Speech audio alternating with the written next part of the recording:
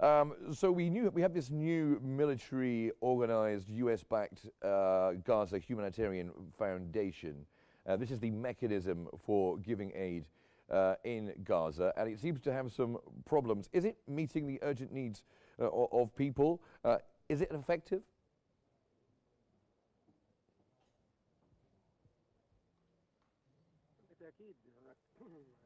Of course, there are so many shortcomings and a lot of failures for this organization. There has been a statement that this is a suspicious foundation, and they are not. It's not meeting any of the Palestinian requirements, and there are a lot of shortcomings. Along the past 3 days since it started operating in the Gaza Strip, it's not providing the adequate amount of aid. The allocated centers in the Nord Stream corridor and the Marash corridor are not helping the populations of the north. The population of the north is deprived because they have to walk for 30 kilometers a day to obtain this very limited food share. So this foundation is doomed to fail, and maybe if the negotiations that Witkoff is leading right now succeeds, this foundation will be cancelled, and we will go back for the distribution of aid through the UN bodies, including UNRWA. So the life of this foundation is doomed, and it won't last longer. It has already failed more than once, administration-wise and operation-wise. Okay, and what impact has the 11-week blockade been having, and also this new military-controlled aid system? What effect is it having on the humanitarian situation in Gaza?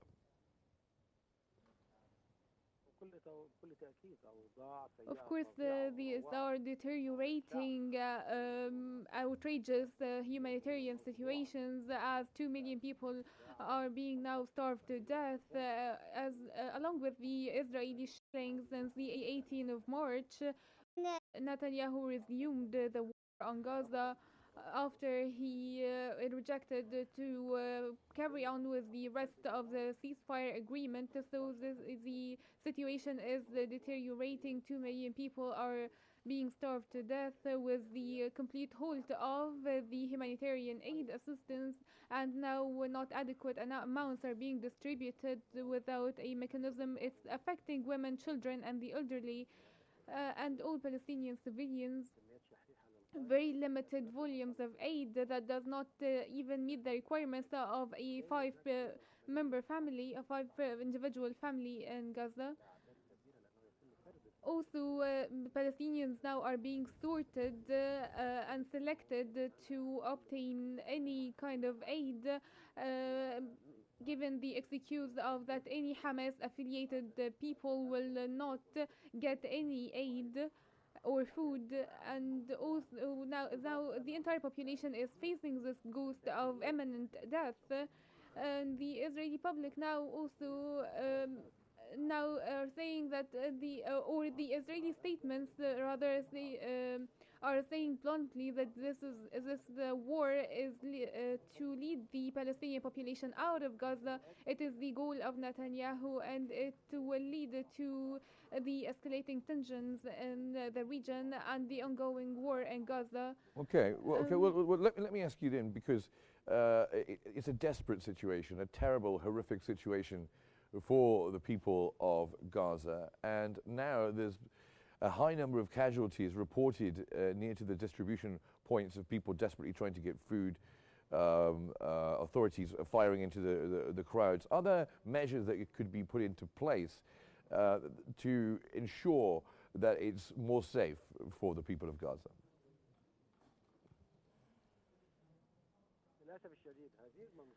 Unfortunately, this foundation and the relevant mechanisms for security and protection prediction of aid distribution operations, especially that the aid is now limited only to 4 points or 4 centers in central Gaza and in the south. All the people of the north are deprived of these aid, and they really have to walk a very long distance to get this very limited share of aid. Now the Israeli side is saying that they are meeting their obligation to provide humanitarian aid, but at the meantime they are firing at people, and it's now only either starvation to death or evacuation. These limited amounts of aid are not nearly proportionate with the humanitarian need, which is deliberate by Netanyahu and the far-right officials in Israel. And it's only to portray an image in the Western media that they are working on aid distribution, but they do not nearly meet the needs in Gaza.